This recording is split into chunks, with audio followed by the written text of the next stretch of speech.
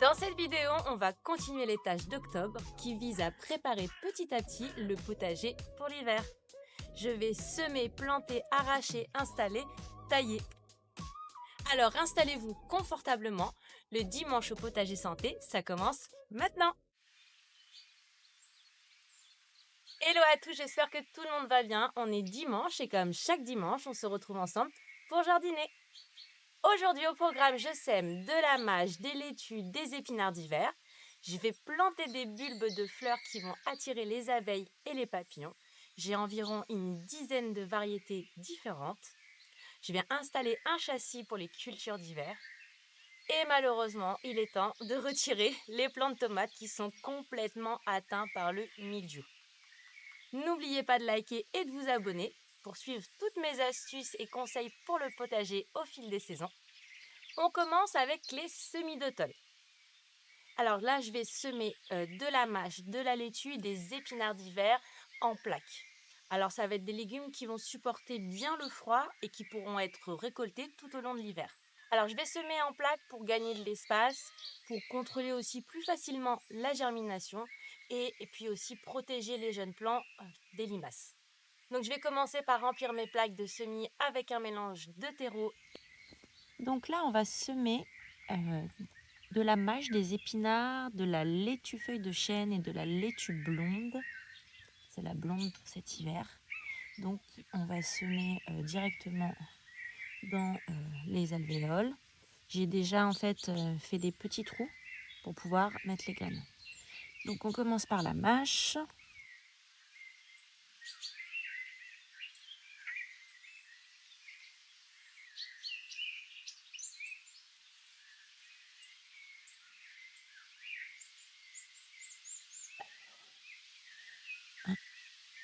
Ah, je mets 3-4. Hop. Enfin 3, 4, 5. Hein. Voilà. Hop. Allez.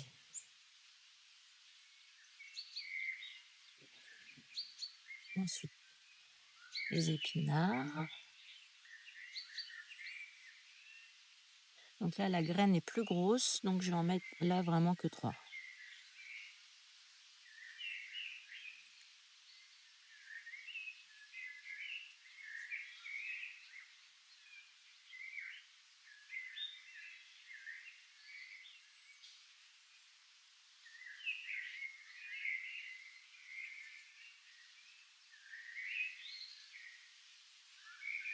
Voilà, je vais en mettre que 2. Au cas où il y en a une qui germe pas.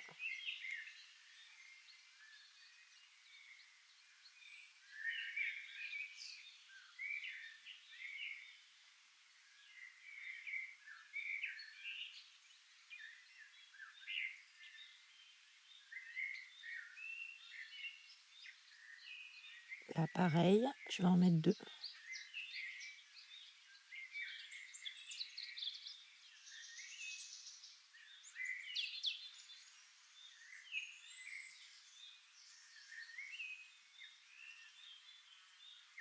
Je rebouche, je tasse légèrement. Alors j'ai humidifié le terreau avant, c'est du terreau universel. Il est bien mouillé.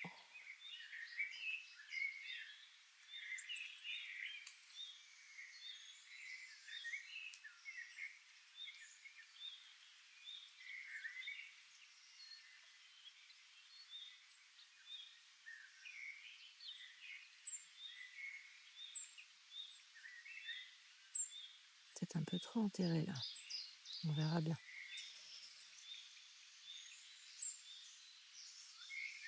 Alors je vous rassure, hein, c'est pas de l'eau minérale. C'est juste que j'ai perdu mon pchit-pchit, je sais pas où je l'ai mis. Et si je fais ça à l'arrosoir, les graines elles vont partir.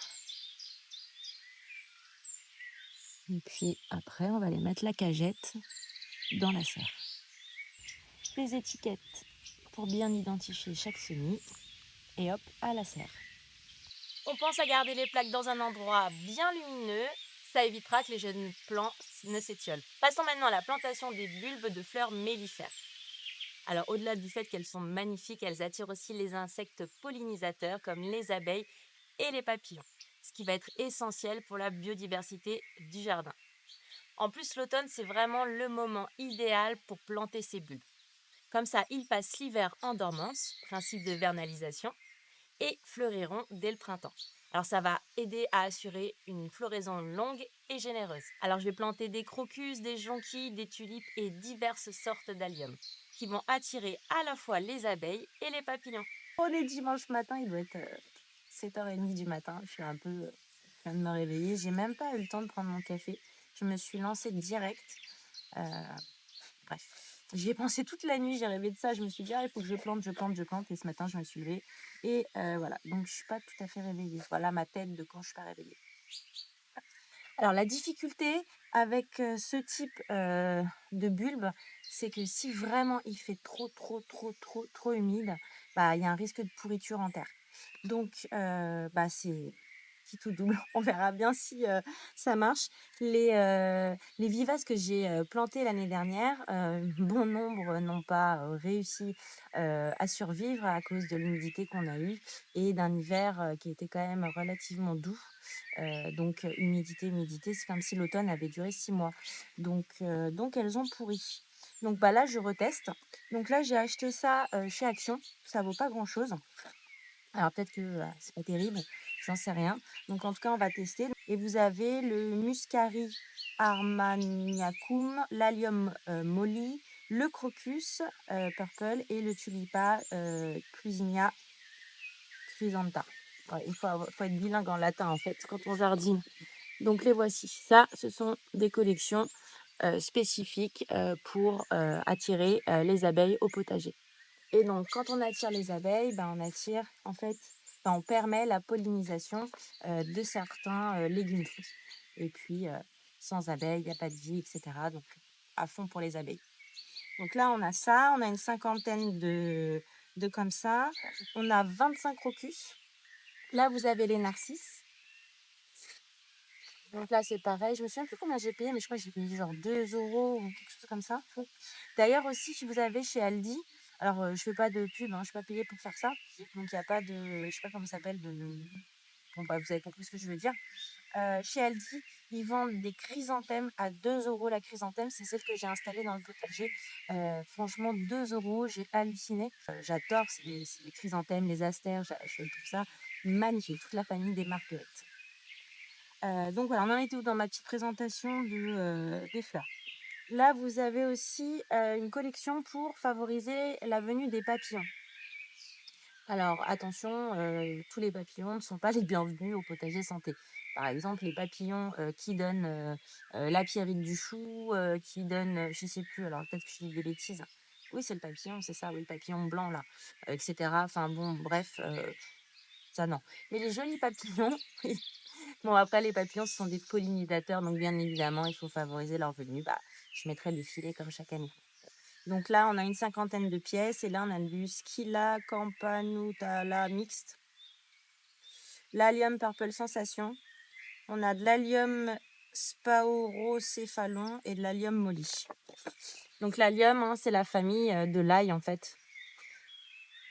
Et d'ailleurs, c'est aussi avec de l'allium qu'on fait de l'homéopathie, l'allium cepa, qui est très utile en fait pendant les périodes de rhume.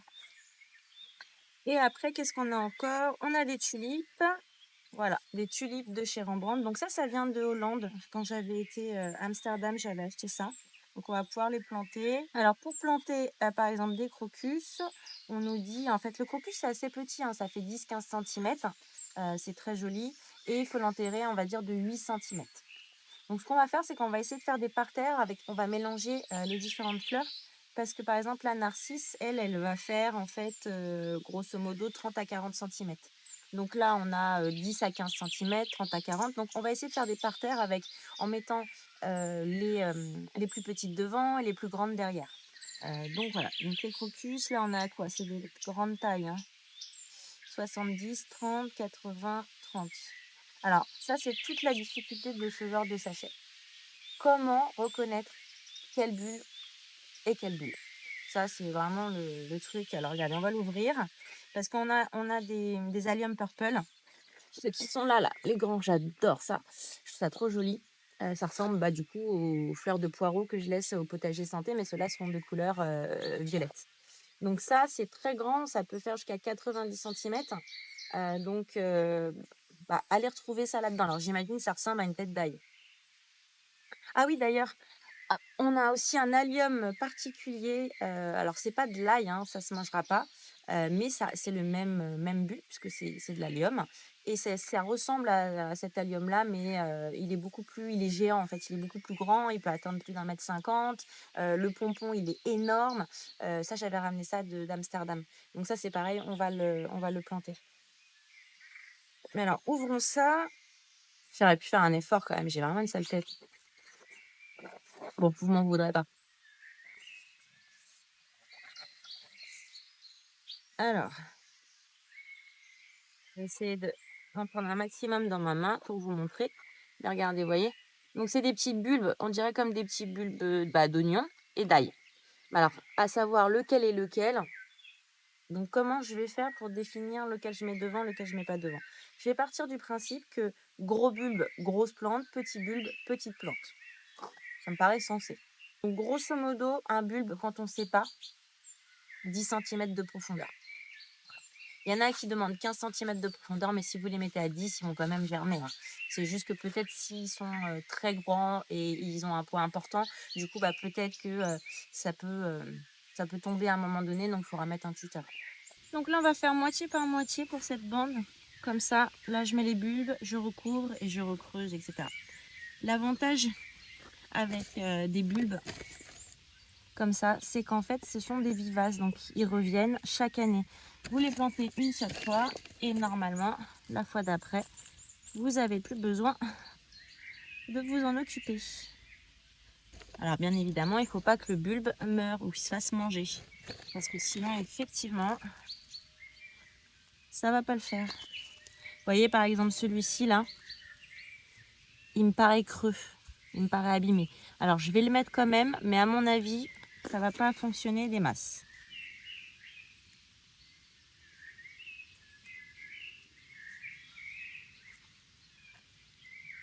Moi, j'hésite pas à les serrer un peu. Ça fait joli dans le parterre. Vous avez vu, on dirait des petits oignons blancs. Bon, ceux-là, on peut pas les manger, hein. Sinon, on va être très, très, très malades. Allez, on recouvre. Et du coup, on creuse l'autre partie. Donc, 10 centimètres. Là, les bulbes sont un peu plus gros, donc on peut faire du 15 centimètres. Qu'est-ce qu'elle est dure, cette terre. Oh là là là là. La terre de Remblai, je travaille depuis longtemps pour la rendre meilleure, mais qu'est-ce qu'elle est dure quand même. C'est incroyable. Alors, on fait bien attention de le mettre dans le bon sens, hein, parce que sinon, elle va avoir du mal à percer la terre et à ressortir. Ça ressemble vraiment à des petits oignons ou des gousses d'ail, hein, c'est fou, hein. Alors là, j'arrose pas, hein. Là, il n'y a pas besoin d'arroser. En plus, il va pleuvoir là dans la semaine. Donc, on n'a pas besoin d'arroser. On laisse ça comme ça. On passe bien pour qu'on soit sûr que ça soit bien en contact.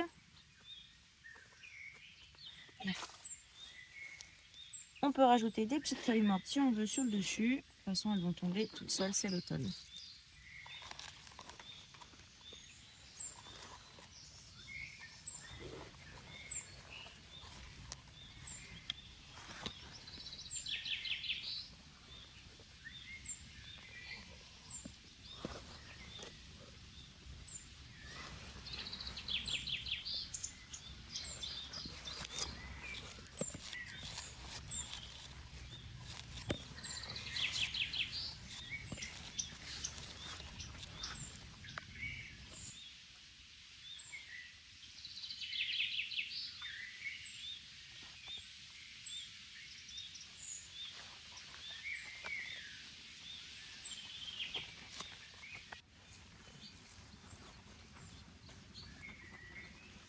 Maintenant, je vais installer un châssis. C'est un outil indispensable si on veut prolonger les cultures d'automne en hiver et surtout si on veut protéger les semis du froid et donc cultiver un potager d'hiver. Ça va nous permettre en fait de créer comme une mini serre qui va protéger les jeunes plantes du froid tout en laissant passer la lumière puisque vous avez sur le dessus une vitre. Donc ça aide à démarrer les cultures plus tôt aussi au printemps et à prolonger évidemment celle d'automne. Alors je vais commencer par choisir une zone bien exposée au soleil pendant un maximum de la journée l'hiver. Je vais poser d'abord une bâche anti-mauvaises herbes au sol. Ensuite, je pose le châssis et je vais venir mettre en fait des cartons neutres au fond. Alors là, il me restera plus qu'à mettre un mélange de fumier, compost, terre végétale dans le bac. Alors là, j'ai encore un petit peu de temps. Surtout, en fait, j'ai plus de fumier et j'ai plus de terreau. Donc, il va falloir que j'aille en acheter. D'ailleurs, il faut que je me note pour la saison prochaine d'augmenter la quantité de terreau que j'achète chaque année. Parce que comme j'ai agrandi le potager santé, alors que c'était pas prévu cette année, du coup, j'ai utilisé plus d'entrants que ce que j'avais prévu. Et une fois que j'aurai rempli le bac en fait de terre, bah, je viendrai repiquer les laitues d'hiver, par exemple, que l'on a semées dans les plaques. Bien sûr, quand elles seront prêtes. Alors, il sera bien évidemment important tout le temps d'aérer le châssis, même principe que pour une serre, surtout les jours où c'est ensoleillé. Bah, ça évite en fait que l'humidité ne stagne et que ça provoque des maladies. Alors malheureusement, ça y est, c'est le temps de dire adieu aux tomates, aux plants de tomates, parce que là, ils sont atteints, ils sont tout noirs, ils sont atteints par le mildiou. Donc là, on va avoir une grande séance, on va devoir déterrer tous les plants. Donc je vais commencer par retirer toutes les tomates, même celles qui sont vertes, celles qui sont encore bonnes. Les tomates vertes, j'en ferai de la confiture et les autres, je les ferai mûrir dans des sacs, dans des sachets en papier que je mettrai sur le radiateur pour les faire mûrir. On verra bien. Donc le mildiou, c'est une maladie fongique qui se propage particulièrement bien en automne avec l'humidité et les températures qui sont relativement fraîches. Les feuilles, elles vont brunir, les tiges, elles vont devenir molles, les fruits vont pourrir et ça va devenir tout noir marron. D'ailleurs, si on laisse les plants atteints dans le sol, il y a de fortes risques que le mildiou se propage dans la terre et donc il contamine d'autres cultures qu'il y a déjà sur place ou même pour les saisons futures. Donc c'est important de les retirer, de ne pas les composter parce que ça pourrait propager la maladie dans le compost. Bon, ici, autant vous dire que là, c'est mort. Il y a forte chance que le mildiou revienne l'année prochaine parce que là, j'ai laissé beaucoup trop longtemps les pieds atteints dans le sol. Donc, ce que je vais faire pour minimiser les risques, c'est que je vais préparer plusieurs arrosoirs avec ma solution anti-mildiou. C'est-à-dire, c'est une décoction d'ail avec du lait, du savon noir et de l'huile. Et ça va essayer, enfin, je vais faire en sorte de tuer un maximum de ces microbes et de champignons.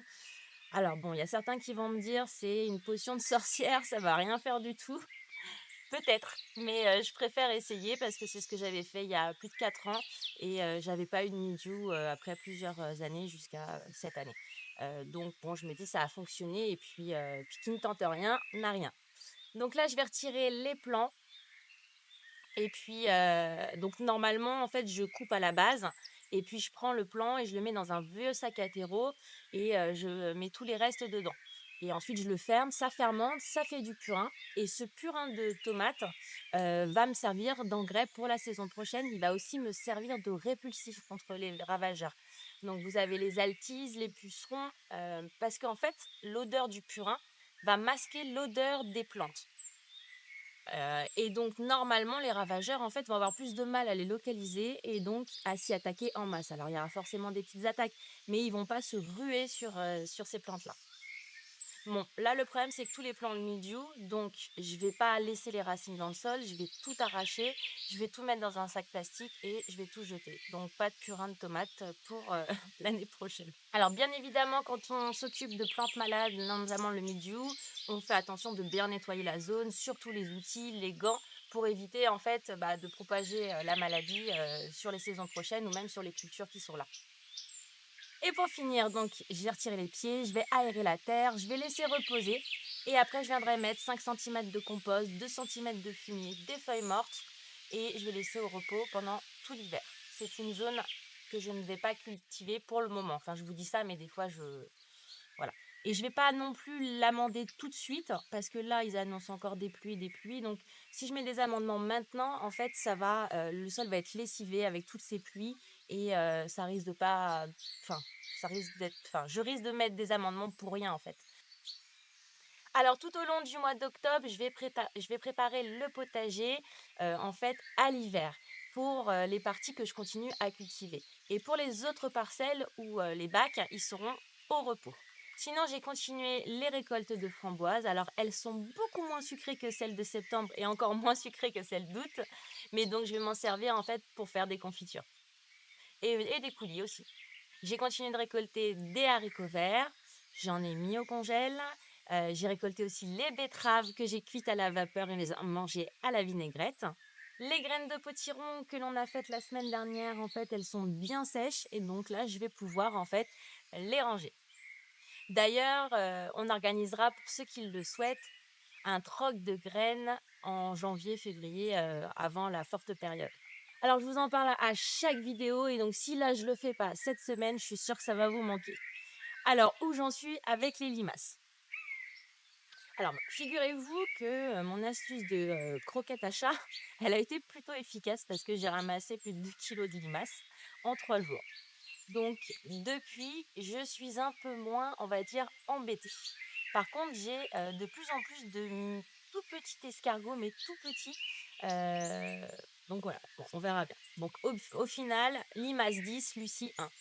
Bon, je suis pas Fanny, mais bon, franchement, j'espère de tout cœur que cet hiver, on va avoir des températures négatives sur plusieurs jours, genre entre -5 et -10, pour que les limaces et les œufs ne survivent pas à l'hiver et que la saison prochaine, en fait, leur présence soit, comment dire, bah, moins présente. Donc voilà, on va se couvrir, -5, -10, on va se couvrir, on va machin, mais voilà. Ah oui, j'ai aussi pré-rangé la maisonnette. Alors oui, j'ai trié, jeté, lavé, regroupé tous les équipements. Et ma prochaine étape, c'est que je dois prendre les dimensions pour faire un plan, pour voir pour la rénovation, parce que j'ai peut-être trouvé un moyen d'isoler avec un tout petit budget. Donc, je vous en reparlerai prochainement si tout ça aboutit. Voilà, la vidéo est presque finie. J'espère qu'elle vous aura plu. N'hésitez pas à liker, à partager et à commenter. D'ailleurs, dites-moi en commentaire où est-ce que vous en êtes, vous, dans votre potager. En attendant la prochaine vidéo, prenez bien soin de vous et n'oubliez pas, faites de votre alimentation votre première médecine. Ciao, ciao!